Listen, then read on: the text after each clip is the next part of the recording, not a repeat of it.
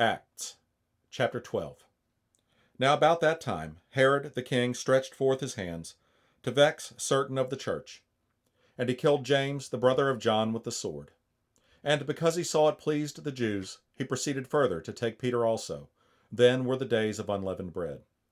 And when he had apprehended him, he put him in prison, and delivered him to 4 quaternions of soldiers to keep him, intending after Easter to bring him forth to the people. Peter therefore was kept in prison, but prayer was made without ceasing of the church unto God for him.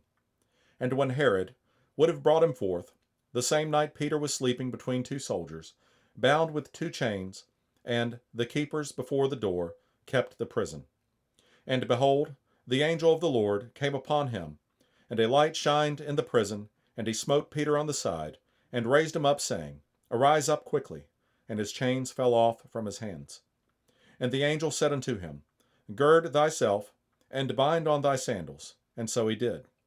And he saith unto him, Cast thy garment about thee, and follow me. And he went out, and followed him, and wist not that it was true which was done by the angel, but thought he saw a vision. When they were past the first and the second ward, they came unto the iron gate that leadeth unto the city, which opened to them of his own accord, and they went out, and passed on through one street, and forthwith the angel departed from him. And when Peter was come to himself, he said, Now I know of a surety that the Lord hath sent his angel, and hath delivered me out of the hand of Herod, and from all the expectation of the people of the Jews.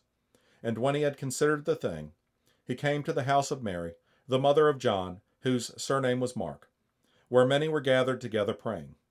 And as Peter knocked at the door of the gate, a damsel came to hearken, named Rhoda. And when she knew Peter's voice, she opened not the gate for gladness, but ran in, and told how Peter stood before the gate. And they said unto her, Thou art mad. But she constantly affirmed that it was even so. Then said they, It is his angel. But Peter continued knocking, and when they had opened the door, and saw him, they were astonished. But he, beckoning unto them with the hand to hold their peace, declared unto them how the Lord had brought him out of the prison. And he said, Go shew these things unto James, and to the brethren. And he departed, and went into another place. Now as soon as it was day, there was no small stir among the soldiers, what was become of Peter. And when Herod had sought for him, and found him not, he examined the keepers, and commanded that they should be put to death. And he went down from Judea to Caesarea, and there abode. And Herod was highly displeased with them of Tyre and Sidon. But they came with one accord to him, and having made Blastus, the king's chamberlain, their friend, desired peace, because their country was nourished by the king's country.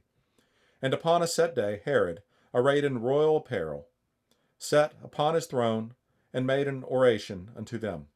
And the people gave a shout, saying, It is the voice of a God, and not of a man.